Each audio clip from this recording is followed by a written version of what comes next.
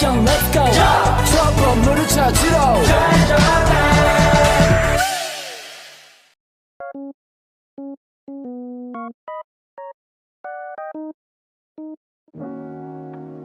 Pengertian Dewan Pengawas Syariah, DPS. Dewan Pengawas Syariah, DPS, bagian struktur organisasi yang wajib adanya pada lembaga bank atau lembaga keuangan non-bank yang menggunakan prinsip syariah. Dahlan, 2012. Dewan Pengawas Syariah biasanya diletakkan pada posisi setingkat Dewan Komisaris pada setiap bank.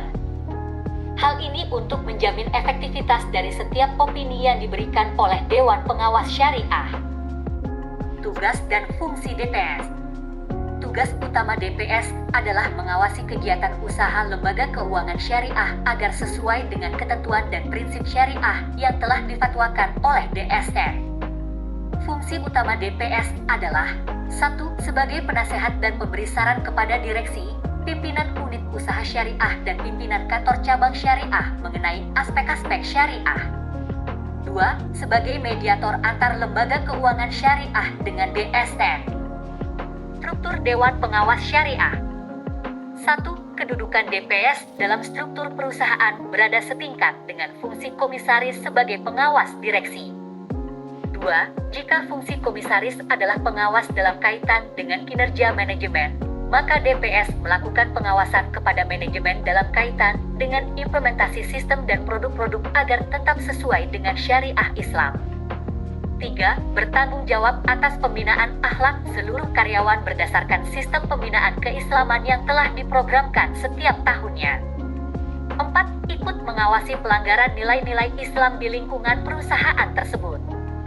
5. Bertanggung jawab atas seleksi syariah karyawan baru yang dilaksanakan oleh Biro Syariah. Prosedur penetapan anggota DPS.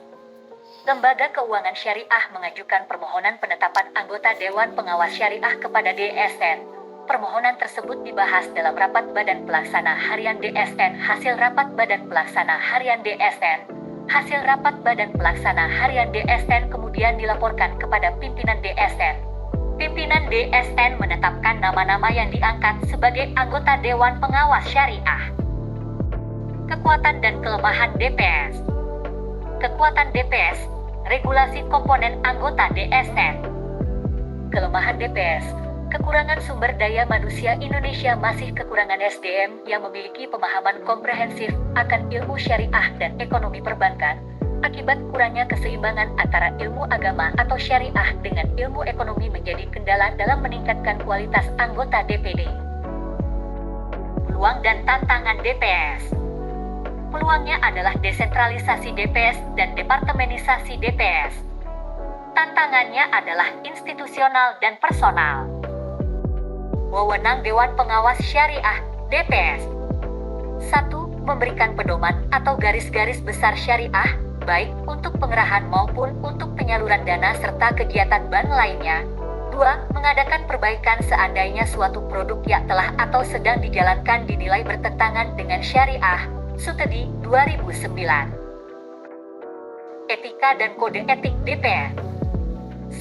Mematuhi anggaran dasar dan peraturan perundang-undangan serta prinsip-prinsip profesionalisme, efisiensi, transparansi, kemandirian, akuntabilitas, pertanggungjawaban, serta kewajaran. 2. Beritikat baik, penuh kehati-hatian, dan bertanggung jawab dalam menjalankan tugas pengawasan dan pemberian nasihat kepada direksi untuk kepentingan perseroan dan sesuai dengan maksud dan tujuan perseroan. 3. Apabila terdapat suatu benturan kepentingan, maka setiap anggota DPS yang secara pribadi, baik secara langsung maupun tidak langsung mempunyai kepentingan dalam suatu transaksi, kontrak yang diusulkan dalam nama perseroan menjadi salah satu pihaknya, maka harus dinyatakan sifat kepentingannya dalam suatu rapat DPS dan tidak berhak untuk ikut dalam pengambilan suara atau pembuatan keputusan mengenai hal-hal yang berhubungan dengan transaksi atau kontrak tersebut.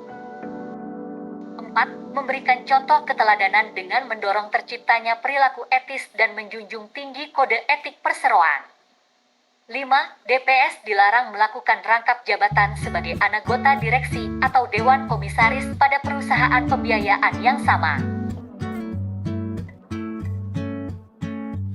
so